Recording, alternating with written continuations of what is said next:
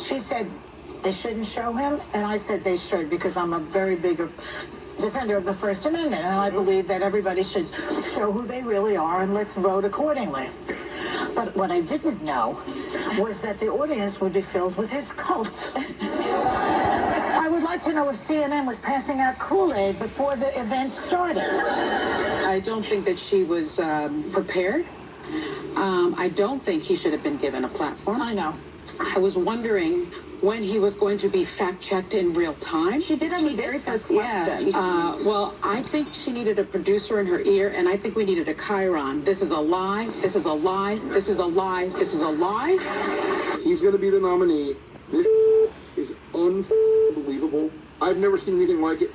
It is a disaster of the highest degree. He declared war on the truth, and I'm not sure that he didn't win.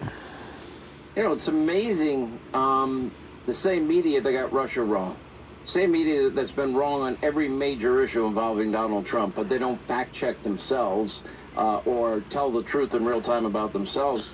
The same media ignoring the Joe Biden, quote, influence peddling charges of James Comer, you know, from yesterday. We're going to have Comer at the top of the hour. Mediaite even reporting that, you know, I guess Humpty Dumpty's, I guess, wannabe is reporting that CEO Chris Licht in the network is facing a fury of criticism within the company. I mean, I could see this guy getting fired over this. You know, what did they expect? If you're going to invite Donald Trump, do you want him to be somebody else? Do you expect that he's going to be somebody else than he is? You know, then you have fake Jake, you know, about the town hall declared war on the truth, and I'm not sure that he didn't win. I mean, they're so upset that people liked what he said. Anyway, so what are they going to do? Go further left? It's, you know, it's pretty unbelievable to me. Then, you know, the media meltdown over this is just so predictable. It's just so, yeah. Anyway, it's just so predictable. Anyway, it's so they got 3.1 million viewers, which for them is a big bump up. They didn't stay. As soon as the town hall ended, most of the people seemed to go over to my show, which is about, I think, 9:15ish or somewhere in there. We're going to have an update today on this immigration. Some breaking news on that. I mentioned it before. The Border Patrol chief now has authorized, even though we're, 7 hours away, the release of migrants into the U.S. Without any court dates. So that's now happening. You have 15 GOP senators now pressuring Mayorkas to finish the border wall. Good luck with that. Mayorkas has been telling America that the border's secure. Illegal immigrant apprehensions now at the border top 10,000 people a day for the second day in a row, which is a record. We already have over 6 million illegal immigrants since Joe became president. The Texas National Guard is seen repelling a wave of illegal immigrants trying to cross the Rio Grande. They're trying to do their job. But the sad part is you got Joe Biden admitting that it's going to be chaos now. Well, it's been chaos for a number of years because he's not enforcing the law. The National Border Patrol Union is saying huge groups are overwhelming stations. It's completely out of control.